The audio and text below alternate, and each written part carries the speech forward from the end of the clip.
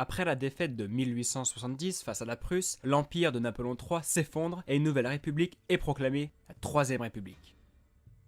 Durant les années 1870, cette république aura du mal à s'affirmer et il faudra attendre les années 1880 avec l'aide de personnages politiques tels que Léon Gambetta ou Jules Ferry pour voir ce régime grandir et s'implanter dans le pays. Toutefois, la république subit de grosses difficultés économiques. De plus, ses positions libérales et parlementaires ont tendance à irriter les masses populaires. Et c'est dans ce contexte compliqué que l'on va voir monter des idéologies plus nationalistes, notamment à travers le boulangisme incarné autour du général Boulanger.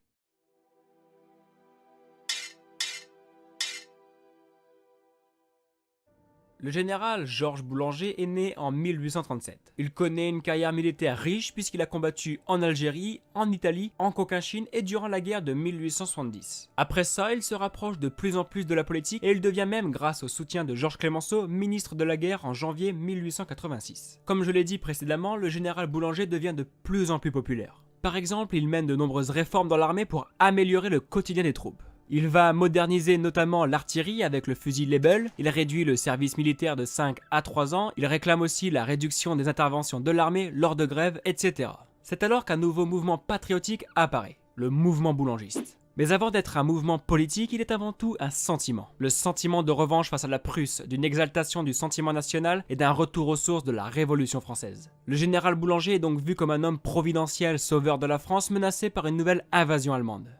4 mois après l'éloignement de Boulanger, une grave crise touche le régime. En effet, le gendre du président, Daniel Wilson, est accusé de vente d'influence et entre autres de vente de décorations attribuées par le président de la République pour faire obtenir à ses amis le précieux ruban rouge de la Légion d'honneur. Le scandale entraîne la chute du gouvernement en novembre 1887 et la démission du président de la République en décembre 1887. C'est alors qu'un mouvement hostile à cette république parlementaire va naître, le Parti national incarné autour du mouvement boulangiste. Constitué de monarchistes, de bonapartistes et de quelques radicaux et socialistes, ils veulent une chose, la révision de la Constitution avec pour mot d'ordre dissolution, constituante, révision. Donc à ce moment, le régime, pensant bien faire, décide de mettre le général Boulanger à la retraite le 27 mars 1888. Toutefois, en le mettant à la retraite, Boulanger, que l'on surnomme le général Revanche, devient éligible. En grosse difficulté, le gouvernement démissionne de nouveau et un autre le remplace. C'est alors que les républicains du gouvernement commencent à s'alarmer et décident d'un rapprochement de tous les républicains pour contrer cette menace boulangiste. Mais de son côté, Boulanger remporte plusieurs élections partielles, dont celle de Paris. En plus, il est aidé par une importante campagne de propagande auprès des masses populaires. On va ainsi voir la multiplication de journaux et d'affiches en faveur du général Boulanger. Après sa victoire à Paris, il aurait même pu fomenter un coup d'état, l'armée était prête à le suivre, mais contre toute attente, il décide de rester dans la légalité. Certainement une grave erreur puisque les républicains préparent de leur côté leur réveil. C'est alors que le 1er avril 1889, le gouvernement décide par un coup de bluff de menacer le général Boulanger pour attentat à la sûreté de l'État. Pris de panique et par la peur d'être arrêté, le général fuit maladroitement à Bruxelles pour rejoindre sa maîtresse.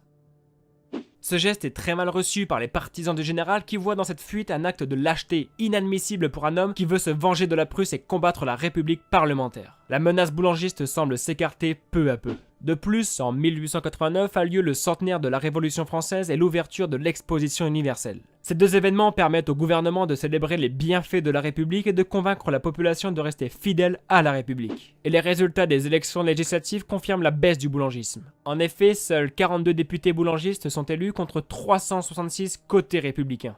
De son côté, le général Boulanger s'est suicidé sur la tombe de sa maîtresse, décédée quelque temps auparavant, emportant avec lui son mouvement et ses idées.